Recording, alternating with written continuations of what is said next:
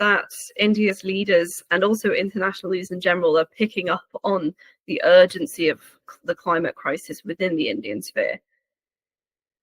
Within the Indian sphere, I think the political scenario is not discussing issues related to climate change as much.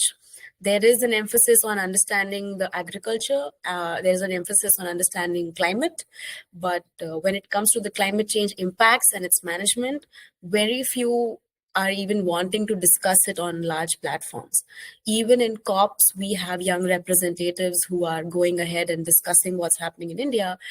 But what's happening is that these platforms are sort of tokenized for young, quote unquote, people to just, give them the platform to speak about it. But then where is that implementation? So we are seeing a lot of top down approaches where voices are being heard.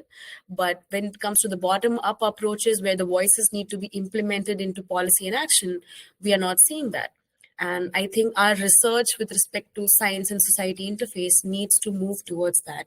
Because in most of the countries where now even place-based or nature-based therapies are being prescribed, we as a country who have so much agriculture, so many forests, we could definitely be moving towards those. We've always been very close to nature.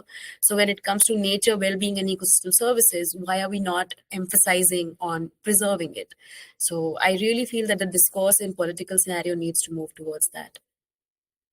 I definitely agree with you in terms of the level of impact that could be made by making these shifts within a nation like India, which has such a strong bond with the natural world. It could really emphasize just how far we could go, just how successful we could be if we were able to implement those grassroots voices into real policy. So thank you for that. I know you touched a little bit on COP there, and we have the big upcoming COP in Brazil, which everybody's sort of beginning to buzz about and hoping that it's going to be a big moment and there's going to be a lot of change considering the space it's taking place in. Do you have any hopes regarding sort of India's concerns and what you would like to see India commit to or agree to change? So based on our nationally determined targets, I think we are way behind. And when I say we, it's the global south, because I don't think we've had the capacity to bounce back from the pandemic.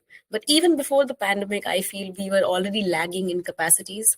When it came to like-minded countries, when it came to island nations, most of them didn't have the correct resources to move forward and achieve these targets. So when these targets were established, it was such a great framework to follow in the global scenario. But when you get down on the ground and you see its implementation, again, that's where the problem lies.